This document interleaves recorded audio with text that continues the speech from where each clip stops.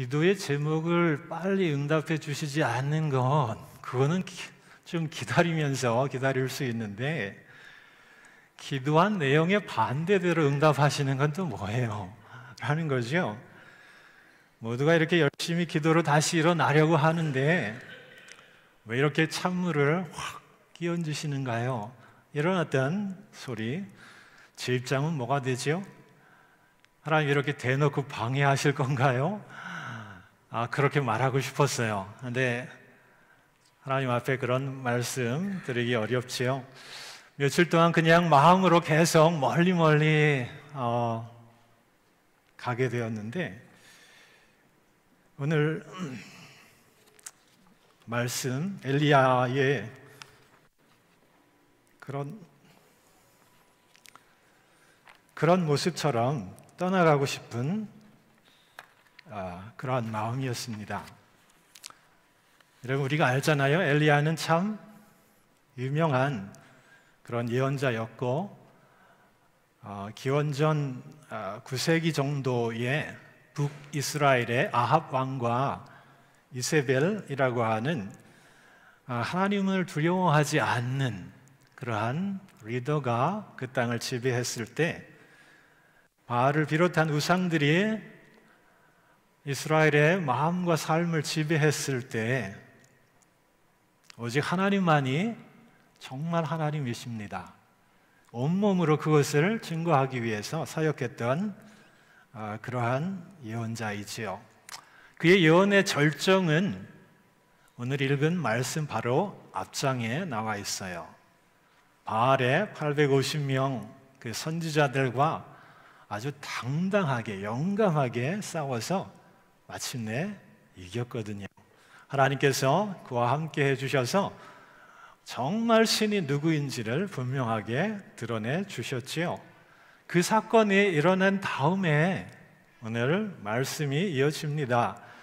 그런데 오늘 말씀은 엘리야 그 능력의 주의 종 예언자가 한없이 이렇게 도망하고 피하고 또 숨는 그러한 모습을 보여주는 말씀이에요. 여러분 3절을 보면 그가 남쪽으로 브엘세바로 도망했다. 또 광야로 들어갔다.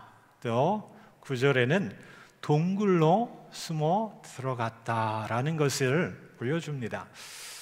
자, 도대체 무슨 일이 있었기에 그가 이렇게 하루아침에 이렇게 급변하는 모습을 보이게 되었을까? 바로 직전까지 하나님의 능력으로 그렇게 담대함이 가득했었는데 또 어느 순간에 이렇게 절망하고 두려워하는 그런 모습이 되었을까? 영적인 침체와 또 탈진이라는 표현, 그에게 적합하다면 왜 그렇게 되었을까 하는 것이지요. 자, 오늘 말씀은 그를 보면서 우리도 쉽게 그렇게 될 수 있는 모습들을 보면서 왜 그렇게 될까? 그 이유들을 좀 함께 찾아보기 위함입니다. 먼저 우리가 2절에 여러분 좀 주목을 해야 하는데, 2절에 이런 표현이 있어요. 이세벨이 사자들에게 보내어서 내가 내일 이맘때에 정녕 너의 생명을 저 사람들 한 사람같이 취할 것이다 라는 거예요. 쉽게 말하면 내가 신의 이름을 걸고 반드시 내일 이맘때까지 너를 죽이겠다라고 하는 거예요. 협박을 하는 거죠.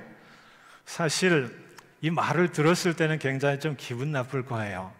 그러나 믿음이 있는 엘리야라면 이 말을 별로 신경 쓰지 않았어야 됨에도 이 말이 그의 마음과 믿음에 큰 파장을 가져오게 됩니다. 사실 이것은 고도의 심리전이에요. 이 이세벨이 먼저 사자를 엘리야에게 보낼 이유가 없지요. 먼저 이렇게 보내어서 시간적인 여유를 줄 이유가 없어요. 그냥 엘리야 모르게 정말 자객을 보내거나 군대를 보내어서 그냥 제거하면 돼요.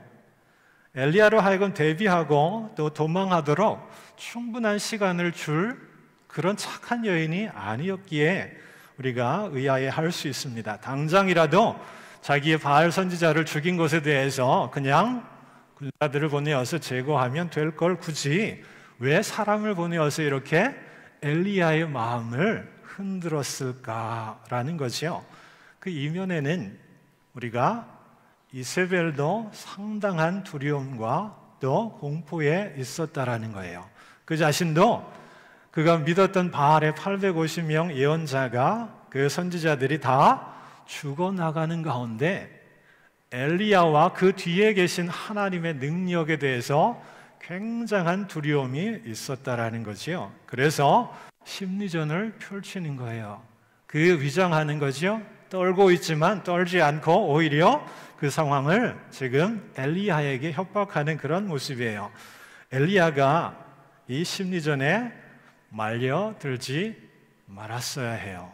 그러나 말려들었거든요. 왜 그럴까요? 아마 그가 예측하지 못했을 그런 상황 가운데 너무 당황스럽게 맞이했던 이유도 있을 겁니다. 사실 850명 선지자들을 다 죽음으로 몰아서 이제 이세벨 아합이 의지했던 그 어떤 믿음의 세력들이 없어진 거잖아요. 그 정도 되면 아합과 이세벨도 자신의 무릎을 꿇고 또 회개하고 하나님 앞에 설 것이다. 그런 것만 생각했었을지도 모릅니다. 그래서 그 다른 어떤 상황에 대해서 아무런 생각도 못하고 방심한 그 사이에 그가 그 심리전에 말려드는 일이 일어나게 됩니다. 상상할 수 없는 그런 일이에요. 제3자가 멀리 봐도 있을 수 없는 그러한 일이지요. 그러나 현실이 되었다라는 거예요. 정말 싸워볼 그런 마음도 없고요. 저 자신의 목숨 부지하기 위해서 정신없이 멀리 지금 남쪽 브엘세바로, 이 북쪽의 예언자거든요. 남쪽 저 끝까지 지금 광야로 멀리 그렇게 도망하고 동굴 속에 은신하는 데에 급급한 것을 본다면 여러분, 우리가 한 가지 믿음의 큰 레슨을 얻을 수 있어요. 순간이다라는 거예요. 어느 누구도 그 자신의 믿음에 장담할 수 없다라는 거예요. 순간적으로 우리가 하나님의 은혜와 능력, 엘리야에 있어서는 바로 직전에 그것을 하나님이 나타내 주셨잖아요. 그것을 잊고 자신의 능력을 의지하면 이런 어떤 순간에 이 넘어짐에 우리도 노출되고요. 우리도 그와 같은 모습이 된다라는 거예요. 순간의 선택이 우리의 믿음과 삶을 결정하는 순간이 우리에게도 온다라는 겁니다. 여러분, 우리 주변에 내 삶을 들여다봐도 우리의 믿음, 우리의 삶을 흔드는 많은 이슈들이 있어요. 보이지 않는 영적인 유혹도 있고요. 또 삶의 갈등과 도전들, 사람에게서 상황, 이런 거에 연관되어서 우리에게 끊임없이 있다라는 거죠. 그런 어떤 유혹과 도전과 이런 위협이 언제라도 어느 순간에도 우리 가운데 나타납니다. 지금은 아니어도 우리들이 방심하는 가운데 우리에게 현실로 드러나서 우리의 약함을 보게 합니다. 우리의 믿음의 연약함을 보게 해요. 또 우리의 어떤 인간적인 자존심과 이기심, 이런 것들을 부추겨서 우리로 하여금 하나님의 관계 속에서 멀어지게 하고요, 하나님의 은혜와 능력을 붙들지 못하도록 끊임없이 우리 자신을 보게 한다라는 거예요. 그러므로 우리들이 먼저 이 아침에 분명하게 해야 할 것은요, 한시라도 방심을 해서는 안 된다라는 거예요. 믿음의 경계를 늦춰서는 안 된다라는 거예요. 지금 우리가 내가 볼 때에 내 믿음과 내 삶이 평안하고 또 온전해 보여도 바로 뒤에 어떠한 일이 일어날지 모르는 거예요. 그만큼 내 마음과 내 믿음이 약하여서 흔들려 넘어지게 마련이지요. 그래서 우리가 성령의 도우시는 은혜와 능력이 필요한 거예요. 잠시라도 우리가 넘어지지 않도록 이 순간의 이 심각성을 우리들이 분명하게 고백한다면 주님이 내 안에 끊임없이 말씀하시고 또 그 주님을 향해서 내가 매번 아침과 저녁에 틈날 때 기도해야 하는 우리의 모습이 필요하다라는 거죠. 우리의 능력으로는, 우리의 힘으로는 이 유혹으로 또 알지 못하고요, 우리가 넘어지는 것조차도 모를 때가 많기 때문에 그러하다라는 거예요. 여러분, 선줄로 생각하는 자 넘어질까 조심하라 라는 말씀이 있잖아요. 이것이 지금 나에게 꼭 필요한 그러한 상황입니다. 두 번째, 엘리야의 모습을 이해할 때에 10절하고 14절에는 반복적인 그러한 말이 표현이 되고 있는데, 동굴에 갇혀있는 엘리야를 향해서 내가 어디에 있느냐 하나님이 물으실 때에 이런 말을 하거든요.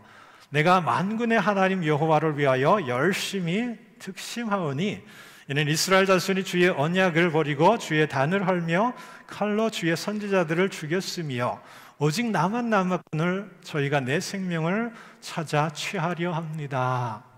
왜 동굴 속에 갇혀 있는가에 대한 질문이에요. 이 말은 내가 하나님을 향한 그런 열심으로 정말 최선을 다해서 하나님의 일을 했습니다. 그러나 내 능력보다 더 큰 현실이 있는 거죠. 이스라엘 자손은 하나님의 약속을 버리고 그 단을 허물고 또 칼로 선지자들을 죽이는 그런 어떤 현실의 큰 능력 앞에 내가 부딪혀 싸워보니까 안 된다라는 거예요. 그래서 보니까 어느덧 나 홀로 남아있는 나의 모습을 보니까 더 싸울 의미도 없고요, 또 싸울 수도 없고 또 목숨을 내걸고 싸울 그런 상황이 아닙니다. 그래서 여기에 있다라는 거지요. 여러분, 엘리야는 정말 중요한 것을 지금 놓치고 있는 거예요. 이전까지도 그러했지만 또 앞으로도 그래야 하는 그런 모습을 놓치고 있는 거예요.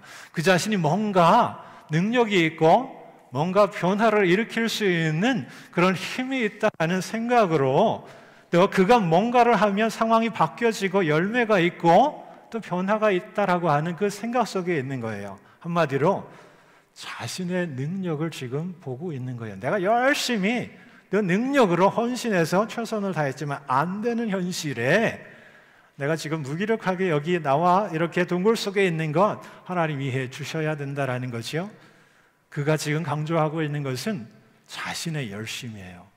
난 열심히 있었어요. 또 열심으로 헌신했어요. 근데 안 되는 걸 어떻게 해요? 그렇게 지금 변명하고 있거든요. 자, 여기에 중요한 엘리야의 그런 약함이 있습니다. 엘리야는 그와 함께 하시는 하나님을 인정하지 않는 거지요. 지금껏 바알과 싸우면서 그 자신의 능력으로 그의 힘으로 무찌른 게 아닌데, 그죠? 하나님이 그의 기도 가운데 또 그의 마음 가운데 비전 가운데 능력으로 또 감당할 그 모든 은혜와 능력을 주셔서 하나님이 하신 일 아니에요? 그걸 잊어버리는 거예요. 모든 생각과 마음을 놓고 그가 사역할 때 거기에는 하나님 필요한 모든 것들을 다 채워주셔서 하나님의 은혜와 능력으로 그 일을 하고 있는데 순간 잊어버린 거예요. 자신의 열심을 지금 드러내고 있어요. 그러니 자기보다 더 큰 그런 현실 앞에 무너지는 건 당연하다는 논리입니다. 여러분, 인간적으로는 그렇게 이해해 줄 수 있어요. 그러나 정말 우리들이 다시 생각해 봐야 할 것은 하나님의 은혜와 능력이다라는 거예요. 열심으로는 부족해요. 우리의 열심은요, 욕심이 될 수 있어요. 어느 사이에 내가 은혜를 주셔서 열심으로 내 마음과 내 시간과 내 삶을 하나님께 드릴 때에 그것이 어느 순간에는 욕심이 된다라는 거예요. 그래서 나의 그러한 만큼 현실은 바뀌어져야 되고요, 보상이 있어야 되고 그래야 되는 거예요. 그걸 기대하면서 우리들이 신앙생활 할 때에는 내가 하는 것으로 내 열심을 내가 부각하기 마련이에요.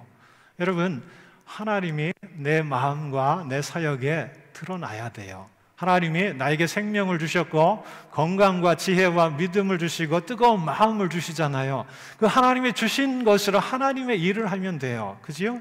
그리고 그 결과에 대해서는 하나님께 맡기는 게 더 중요한 거예요. 그 결과까지 우리들이 우리의 생각의 틀 안에 기대 가운데 가둬놓을 때에는 실망을 하기 마련이에요. 하나님께 실망을 하고 사람에게 실망을 하게 마련이에요. 그러면 내 마음에 갈등과 또 내 마음에 상처가 생기게 마련이지요. 이것이 엘리야가 오늘 우리에게 보여주는 그러한 모습입니다. 우리가 꼭 기억해야 할 게 있어요. 그것은 나를 내려놓는 거예요. 내가 뭔가 하지 않는 거예요. 내 열심히 뭔가 이루는 게 아니에요. 하나님이 은혜 가운데 모든 것들을 채우셨기에 하나님의 것으로 하는 거예요. 우리는 흔히 이런 말을 하죠. 내 생명과 시간과 마음과 열정과 물질 이런 표현을 써요. 이게 아니에요. 하나님이 주신 생명이고요. 하나님이 나로 하여금 뭔가를 이루도록 선물로 주신 시간과 마음과 열정, 그 모든 것들이지요. 그래서 하나님의 것을 하나님의 일을 위해서 우리들이 사용할 뿐이에요. 도구로 그렇게 우리들이 그 역할을 할 뿐이에요. 그 결과에 대해서는 하나님께 맡기는 것이 그 또한 믿음인 줄 믿습니다. 오늘 엘리야를 보면서 우리가 왜 상처받고 낙담하고 또 관계나 공동체에 또 왜 어려운 일들이 있을까? 엘리야의 모습은 한 가지 대답을 우리에게 준다라는 거예요. 여기에 있는 모든 분들, 저를 포함해서 정말 믿음 안에 장담해서는 안 됩니다. 언제라도 우리들이 마음 놓을 때 그때에 예기치 못한 상황 가운데 우리를 흔드는 영적인 또 삶의 그런 많은 위협적인 요소들이 나를 호시탐탐 넘어지도록 기다리고 있다라는 거고요. 또 그 주체인 나도 나의 것으로, 나의 능력으로, 나의 열정으로 뭔가를 이루려 한다면 내가 스스로 그려놓은 그 틀 안에 갇히게 돼요. 내 능력의 한계를 보게 되고요. 또 그럼으로써 내가 내 스스로 어려움 속에 나를 보채게 되는 그런 상황을 맞게 되는 겁니다. 여러분, 좀 힘을 좀 빼자고요. 힘을 좀 빼자고요. 하나님 주시는 은혜로 감당하면 돼요. 내가 열심히 한다고 열심히 하지 않는 다른 이들을 보면서 한마디 할 이유가 없어요. 하나님 내게 주신 것은 내가 하나님의 일을 할 뿐이에요. 또 그분에게도 하나님의 은혜를 주셔서 또 언젠가 하나님이 또 하나님의 일들을 하게 마련이지요. 좀 더 이렇게 내 관점과 내 생각과 내 열심을 좀 내려놓고 하나님이 우리의 약함도 이렇게 이끌어 가시는구나. 그것들을 우리들이 믿으면서 하나님께 맡기는 것이 필요합니다. 그러면서 우리들이 한 가지 더 붙들어야 할 것은요, 이 영적인 탈진 가운데 멀리 도망친 엘리야, 그 향하여서 하나님의 그 시선이 어디에 있을까? 하나님은 그 엘리야를 어떻게 그렇게 이렇게 맞아주시나? 여러분 18, 19장을 살펴보시면은요, 엘리야 향해서 이렇게 꾸짖지를 않으시네요. 좀 아주 특별한 모습이에요. 믿음 내려놓고 자기 고집 열심으로 행한, 그래서 스스로 힘 빠진 그러한 엘리야의 약함에 꾸짖거나 또 탓하거나 하시지 않아요. 하나님의 은혜와 능력을 고백하지 않고 또 사람의 이세벨의 그 힘에 눌린 그 약함에 대해서 탓하지 않습니다. 더 나아가서 스스로 목숨을 끊으려 했거든요. 이게 굉장한 거잖아요. 하나님에 대해서 정면 도전하는 거잖아요. 그러함에도 그를 꾸짖지 않습니다. 동굴 속에 그를 만나서 그 변명하는 거, 변명 같지 않은 거지요. 비겁한 변명을 들으면서도 한마디 그를 책하거나 탓하지 않고요. 정반대예요. 오히려 그의 마음을 이해하고요. 또 그가 다시 일어날 수 있도록 그를 챙겨주시고 필요한 것들로 다시 기력을 회복하고 또 그 홀로 남아있는 게 아니라 7,000명 하나님을 향한 열심이 있고 또 사역하는 7,000명이 있고요. 또 후계자를 세우도록 그를 다시 일으켜서 잘 그의 사역을 정리하도록 챙겨주시는 그 하나님을 볼 수 있다라는 거지요. 누구나에게 이 침체와 위기가 찾아올 때에 여러분 그 하나님이 엘리야를 보아준 시선으로 우리도 서로 좀 봐줬으면 좋겠습니다. 아, 정말 힘들구나. 아, 내가 어떻게 도울 수 있을까? 내가 기도할게 하면서 조금은 시간을 여유를 주면서 서로 봐주고 또 분명히 하나님의 선하심에 일어날 거야 격려하면서 서로를 또 붙잡고 우리 공동체가 다시 우리 안에 또 이런 새로운 모습들이 힘과 능으로 하나님 허락하시는 모습이 되기를 간절히 원합니다. 여러분 일어나십시오. 또 하나님의 붙드시는 그 손길 가운데 다시 우리를 이렇게 세우시는 그 하나님 만나기를 원합니다. 오늘 말씀을 좀 생각하면서 우리 잠깐 기도하기 원하는데요. 특별히 오늘 성찬을 우리들이 함께 나눌 때에 주님의 십자가 또 찢기시고 흘리신 그 은혜를 저희들이 기억하면서 또 주님 내 안에 살아 역사하기를 저희들이 함께 붙들고 성찬에 같이 임하기를 원합니다. 우리 자신의 약함을 놓고 먼저 우리 함께